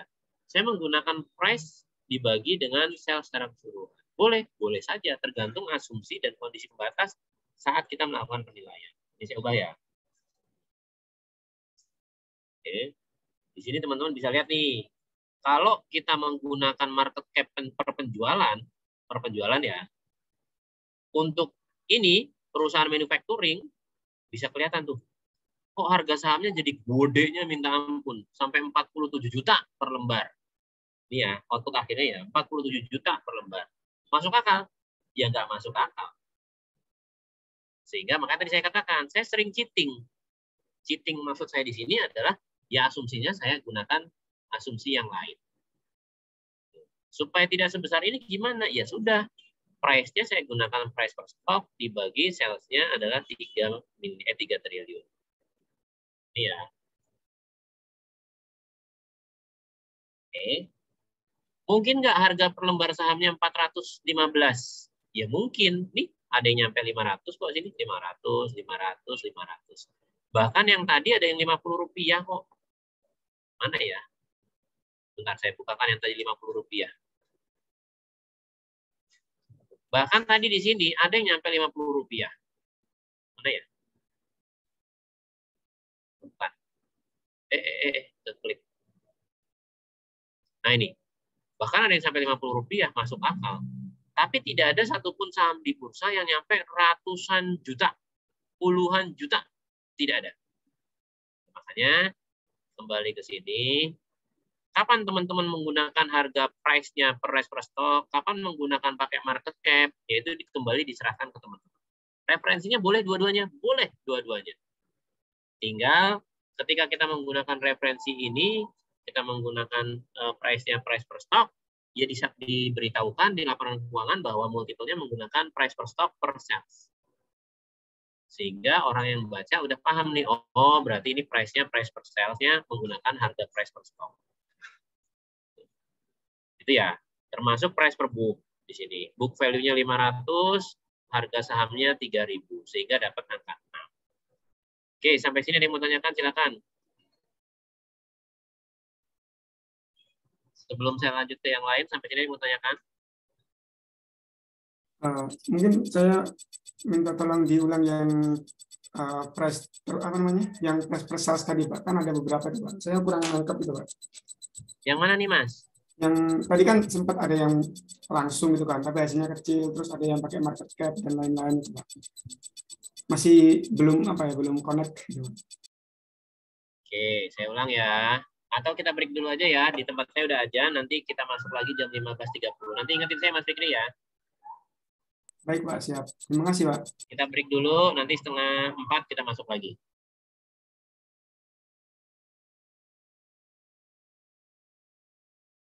Ya. Oke, tadi sampai mana Mas Fikri? PR-nya saya? Itu Pak untuk yang apa namanya? Oh ya, price per sales ya tadi ya? Ya, yang price per sales. Oke, price per sales ada 2 referensi. Referensi yang pertama itu menggunakan price per lembar dan sales-nya juga dianggap sales per lembar ya. Yang kedua, price-nya menggunakan price per lembar, sales-nya total. Ini ya, referensi ini dua-duanya boleh dipakai. Tapi kapan menggunakan price per lembar, sales per lembar, kapan menggunakan price per lembar sama sales total, ya itu terserah teman-teman. Price per lembar, sales per lembar, ya berarti sales-nya dibagi dulu nih. Ini kan total sales. Oke, total sales-nya nih 3 triliun dibagi volume share-nya 2 juta. Maka inilah sales per lembar. Sales ya, penjualan per lembar. Berapa multiple-nya? Ya udah, price per stock dibagi sales per lembarnya. Oke, sini ini komanya banyak nih. Tuh ya. Tuh, nah ini caranya. Cara yang kedua, price per lembar dibagi sales total. Ya ini yang dipakai sekarang. Price-nya menggunakan price per stock, langsung dibagi sales-nya sales total. Ini. Nah ini. Gitu ya Mas Fikri ya. Sampai sini jelas? Ya, jelas Pak. Terima kasih Pak. Oke. Ada lagi yang lain? Silakan yuk. Nggak ada?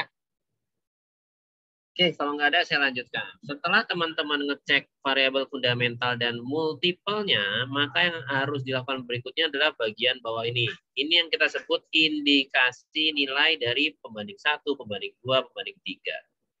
Ingat ya, indikasi nilai. Indikasi nilai dengan menggunakan price per sales, ini ya price per sales ya, ngitungnya adalah dengan cara seperti ini.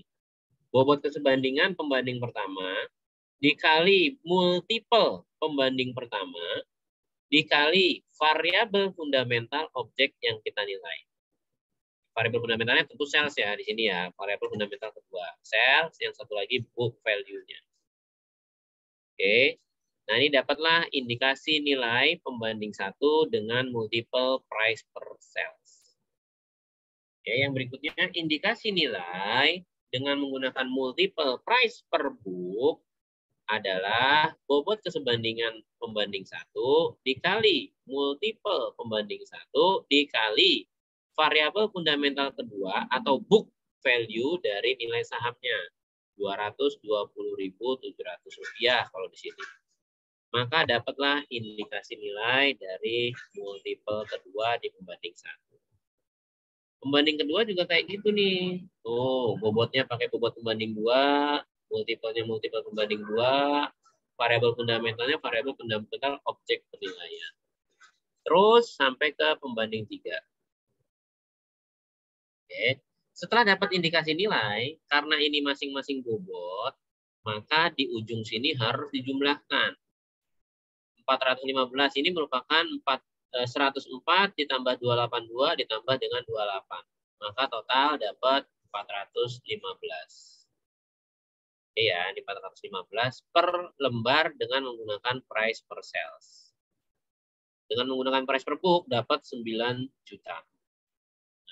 Ada dua nilai nih, price per sales sama price per book. Mana yang mau kita pakai? Paling gampang, kalau teman-teman mau pakai price per book aja, ya udah price per sales-nya dari awal kita hapus. Dan dijelaskan kenapa kita menggunakan satu multiple saja. Ya, harus dijelaskan kenapa menggunakan satu multiple. Karena multiple kedua, price per sales atau price per EBIT, EBITDA dan seterusnya tidak bisa diakui misalnya. Alasannya kenapa? Tidak mencerminkan nilai kah, datanya tidak valid kah, dan seterusnya. Tapi kalau tidak ada asumsi atau kondisi pembatas seperti itu, maka kedua multiple ini harus digunakan. Bahkan kalau ada 3 misalnya ya, price per free cash flow ya harus dipakai juga. Nah, tinggal bagaimana ngitung bobot multiple-nya.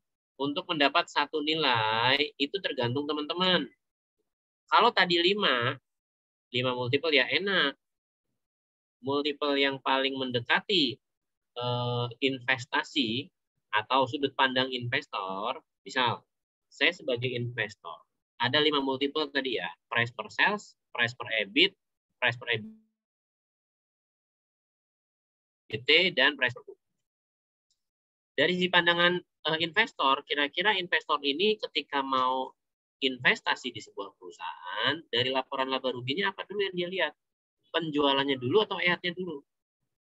Oh, EAT, net income. Maka price per net income ini dapat bobot paling besar, yaitu 5. Setelah net income, misalnya sales-nya, maka sales dapat bobot 4. Dan seterusnya sampai dapat yang lain bobotnya 1. Itu kalau 5. Bagaimana kalau 2? Seperti ini. Bisa nggak pakai 1 terus 2? Bisa-bisa aja. Bisa-bisa aja, nggak ada masalah. Tergantung teknik yang teman-teman gunakan. Atau paling gampang lagi, atau teknik lainnya lagi, di polling. Teman-teman satu kelas, jumlahnya 28-29. Bikin polling aja. Untuk case misalnya perusahaan manufaktur, dari 2 multiple ini, mana yang menurut teman-teman lebih prefer dari sisi sudut pandang investor. Gitu ya. Oh, misalnya dari 28, misal ya, ini misal ya, 16 orang menjawab bahwa price per sales ini sangat lebih utama daripada price per book. 12 dibagi 28. Maka dapatlah persentase bobot multiple-nya, baik price per sales maupun price per book. Gitu ya. Dan bobot ini sifatnya subjektif. Karena tidak ada aturannya, tidak ada panduannya. Bobot ini sifatnya subjektif. Oke, teman-teman mau bikin nilainya jadi tinggi, ya bobot yang price per book-nya ditinggiin. Saya mau nargetin misalnya nilainya 5 juta, ya udah ini saya tinggiin aja 60, 40. Gimana caranya bikin 60, 40? Ya tinggal surveinya ibaratnya dibesarin lagi sehingga dapatnya 60, 40. Atau saya mau nilainya lebih rendah lagi, ya yang atas saja yang digede ini 80, 20, dapat lebih kecil lagi.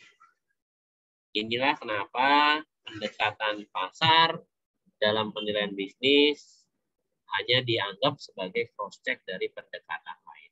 Karena subjektivitasnya tinggi sekali. Volatilitasnya tinggi sekali. Itu ya. Nah, dapat bobot multiple, maka dapatlah indicated value equity per share. Sampai sini ada yang mau ditanyakan? Silakan. Sampai sini ada yang mau ditanyakan? Silakan. Nggak ada? Oke, kalau nggak ada, saya lanjut. Ayo, monggo, Mas Yuda. Pak, mau nanya itu Pak yang 284 itu loh Pak, variabel fundamental itu. Nah itu angkanya dari mana Pak? Soalnya tadi yang saya cek di KKP yang Bapak share itu ngelinknya ke sheet yang LR historis itu Pak. Nah Ya. itu Dilihat di sini ya, tadi saya jelaskan bahwa variabel fundamental yang ada di sini adalah variabel fundamental yang kedua, selain price. Artinya kalau ini 200, ya dilingkan ke historisnya nih. Historis sales-nya berapa di tahun penilaian? Ya, historis sales-nya berapa di tahun penilaian? Lihat aja nanti di sini. Carinya di laporan laba rugi ya. Ini laba rugi. Oke, laba rugi historis. Bentar ya. Oh, ini terlalu jauh. Seret. Nah, ini. Nih, tahun penilaian misalnya 2016, nilainya 200 sales-nya. Ya udah, ambil 200-nya, copy paste, masukin sini. Ingat ya, yang ini adalah variabel fundamental yang kedua. Yang pertama selalu price. Ingat ya, yang pertama selalu price. Kalau multiple-nya price per sales, maka ini adalah sales-nya objek penilaian. Multiple-nya price per book, maka variabel fundamental ini adalah book value-nya objek penilaian. Sales itu adanya laba rugi, book value adanya di neraca. Kalau multiple-nya ditambahin price per free cash flow adanya di laporan arus kas. Gitu Mas Ida ya. baik Pak, terima kasih Pak. Ada lagi yang lain? Silakan. Cukup. Oke. Makanya dari awal saya nyatakan, jangan ngelihat linknya, tapi pahami konsep ketika saya tadi menjelaskan. Karena kalau ngelihat linknya, teman-teman nanti ya bisa jadi akan linknya misalnya saya ubah, ya udah nggak tahu konsepnya ini diisinya dengan mana.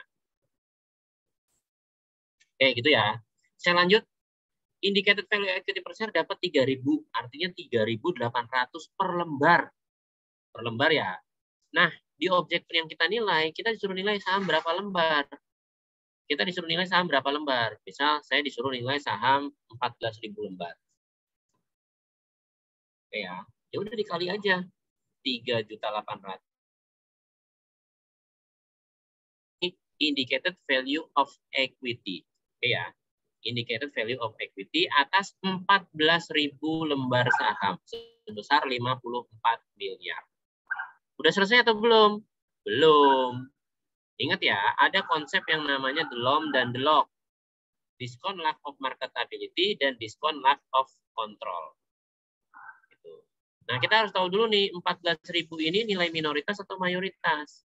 Kalau 14.000 ini adalah nilai 35% saham, total saham yang dimiliki perusahaan, maka 35% ini minoritas. GPTCM atau pembanding perusahaan terbuka, ini output nilainya adalah nilai minoritas. Sehingga penggunaan diskon lack of control tidak diperlukan. Kenapa? Karena yang dinilai minoritas, metodenya GPTCM atau pembanding perusahaan terbuka, yang outputnya pasti nilai minoritas. Kenapa kok pembanding perusahaan terbuka, outputnya pasti nilai minoritas? Karena seluruh saham yang diperjualbelikan di bursa atau di BEI, itu adalah semua saham minoritas atau saham yang tidak punya kendali. Oke. Karena sama-sama tidak punya kendali, yang dinilai tidak punya kendali, pembandingnya tidak punya kendali, ya sudah, nggak perlu ditambahin atau dikurangin the LOC. Diskon lack of control atau diskon tanpa pengendalian. Maka the LOC tidak perlu diaplikasikan. Nah, dari case ini yang perlu diaplikasikan adalah DLOM, Discount Lack of Market Ability. Karena ada perbedaan harga nih antara saham perusahaan terbuka dengan tertutup, maka perlu DLOM. Oke, di sini DLOM-nya 37%. Dapat dari mana? Silakan diisi nih dua sheet ini. DLOM dan DLOG. DLOM ini dasarnya adalah ketentuan Bapak PAP LK. Ini ya ketentuannya ya. Oke, ini juga DLOM Bapak PAP LK. Oke, silakan diisi nih. Jenis perusahaan yang dinilai perusahaan tertutup atau terbuka? Terbuka. Sahamnya saya minoritas atau mayoritas? Minoritas. Nah, jawablah pertanyaan-pertanyaan ini. Apakah telah ada pembatasan atas izin usaha, namun banyak investor yang berminat disebabkan prospek usaha di bidang industri tersebut memiliki prospek yang cerah? Tidak ada. Atau ganti misalnya ada. Ini diganti misalnya tidak terbatas, dan seterusnya. Perbedaan pengisian ini akan menghasilkan perbedaan jenis DLOM yang dihasilkan. Oke, ini DLOM-nya 14%. Ini saya ganti sekalipun jadi tertutup, maka dia akan berubah dari 14 jadi 34%. Nah, untuk lebih detail, DLOM-DLOG akan dipelajari di akhir semester. Jadi saya tidak akan menjelaskan di sini, silakan gunakan dulu aja. Silakan gunakan dulu aja, saya tidak akan menjelaskan di sini, nanti ada di akhir semester ketika bicara diskon and premi. Oke ya. Jadi perlu diaplikasikan DLOM. DLOM-nya berapa? 37%. Di sini berapa tadi? 34. Ini saya ganti jadi 34 misalnya. Oke, maka ini saya ganti juga jadi 34. Hasil indicated value of equity dikurangin DLOM 34%, maka ini adalah yang kita sebut nilai pasar. Berapa? 54 miliar dikurangin 18 miliar. Maka nilai pasarnya adalah 35 miliar. Atau kalau kita mau konversi per lembar, 35 dibagi 14.000. 2.554.000 rupiah per lembar saham. Oke. Sampai sini ada yang mau tanyakan? Silakan. Ada yang mau tanyakan? Nggak ada? Kalau nggak ada, saya lanjut. Oke. Ini konsep pertama di mana nilainya adalah nilai minoritas yang dicari. Gimana kalau nilainya adalah nilai mayoritas atau jumlah persentasenya ini adalah 70%.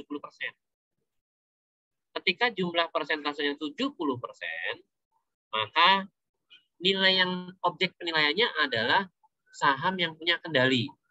Saham yang punya kendali. Sementara GPTCM ini menghasilkan saham yang tidak punya kendali. Maka harus ditambahkan dengan premi for control. Oke, harus ditambahkan premi for control. Kenapa? Karena yang tadi sebesar 35 miliar ini adalah yang tanpa kendali. Sementara yang kita nilai di sini 70% ini yang punya kendali. Oke. Berapa nilai premi kendali? Jawablah pertanyaan ini. Silakan dijawab pertanyaan ini. Dapatlah premi kendali misalnya 50% di sini. Premi for control 50%. Oke, maka di sini PFC 50%. Sama dengan 35 miliar dikali 50%. Oke, salah ya. Oh, sorry. Salahnya ada kata-katanya premi for control ya. Langsung aja. Sama dengan ini dikali 50%. Ini ya. Maka di sini baru kita sebut nilai pasar sama dengan 35 miliar ditambah premi kendalinya 53 miliar. Ini ya. Oke. Inilah nilai pasar yang punya kendali. Nilai pasar tanpa kendali. Nih, ini nilai pasar tapi tanpa kendali. Ini nilai pasar yang punya kendali. Gitu ya. Sampai sini jelas? Silahkan kalau ada yang mau tanyakan.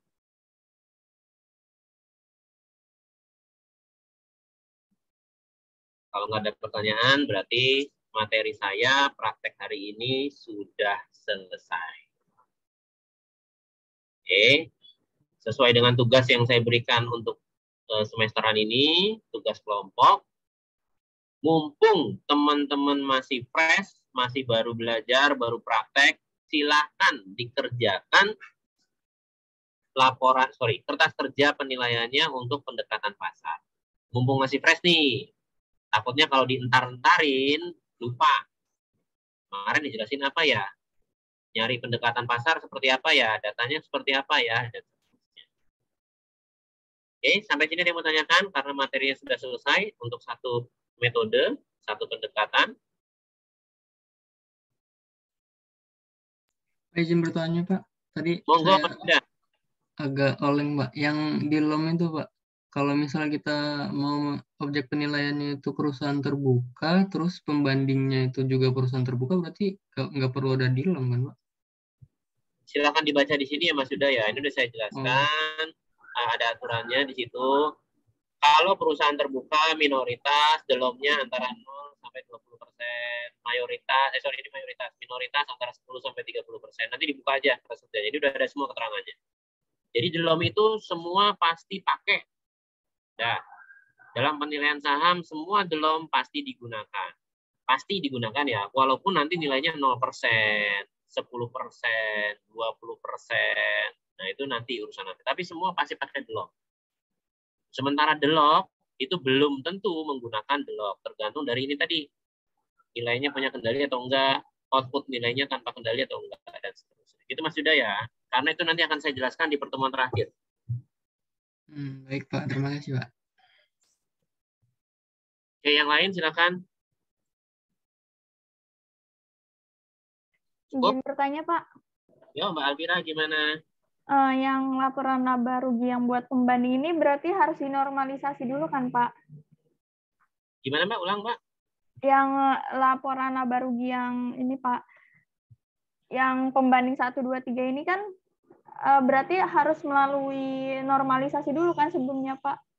Cocok, betul sekali. Betul, Mbak. Terus kalau misalnya nih, Pak, kalau misalnya di IDEX tuh nemunya ada laporan keuangan yang konsolidasian. Nah, apakah yang anak perusahaannya itu dikeluarin dulu dari laporan keuangannya apa enggak, Pak? Tar dulu. Kita lihat dulu objek yang kita nilai itu perusahaan induk juga atau bukan. Ayo. Kalau perusahaan yang kita nilai perusahaan induk, maka ya nggak perlu dikeluarin. Kan sama-sama konsolidasi ya. Tapi kalau yang kita nilai perusahaannya perusahaan yang berdiri sendiri, bukan perusahaan induk, bukan perusahaan anak, ya maka atas data pembanding harus dikeluarkan yang anak-anak perusahaannya. Itulah tugasnya penyesuaian dan normalisasi. Sampai sini jelas, Mbak Alvira?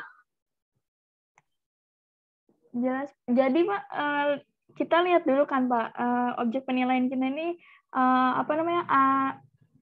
perusahaan yang berdiri sendiri atau punya anak kan, Pak? Ya, betul. Nah, kalau misalnya nggak punya anak perusahaan, berarti pembandingnya itu harus dinormalisasi anak perusahaannya, Pak. Betul, dikeluarkan anak perusahaannya atau hanya menggunakan laporan keuangan induknya saja. Oke, Pak. Jelas, Pak. Oke, ada yang lain? Silakan. Tidak ada? Oke, kalau tidak ada, mungkin pertemuan saya hari ini saya cukupkan. Sebentar saya cek dulu. Oh, udah. Absen. Oke, udah absen. Oke, kalau tidak ada pertanyaan lagi, pertemuan saya hari ini saya cukupkan. Jam 4 kurang, pas sekali untuk prakteknya. Nah, untuk pertemuan sampai dengan akhir semester besok, metode yang akan saya gunakan sama, karena saya pengen teman-teman praktek langsung ketika Zoom, walaupun sebenarnya saya lebih pengen offline ya. Jadi lebih kena gitu cara nyarinya gimana, semuanya megang laptop, semuanya nyari gitu. Kalau Zoom ini terkadang teman-teman ada yang nggak nyari tuh. Dengerin saya aja, nggak usah dicari. Nah, dengan kayak gitu lebih cepat lupa. Nah, konsepnya sama sampai pertemuan di akhir semester, saya harap teman-teman akan praktek terus ya. Jadi teori dan konsep dasar itu saya cantumkan di YouTube, nanti akan saya berikan linknya setiap minggu. Atau kalau teman-teman mau baca-baca dulu YouTube yang kemarin, silakan dibuka-buka aja. Itu satu folder namanya pengantar bisnis, semuanya ada di situ sampai dengan akhir semester. Oke, mungkin itu aja untuk pertemuan hari ini. Terima kasih teman-teman semua atas partisipasinya, atas kelas hari ini. Apabila ada kekurangan, saya mohon maaf. Saya tutup. Wabillahi taufiq wal hidayah. Assalamualaikum warahmatullahi wabarakatuh. Waalaikumsalam. Waalaikumsalam. Terima kasih, Pak. Pak. Terima kasih, Pak. Sama-sama. Izin saya end meeting ya teman-teman ya.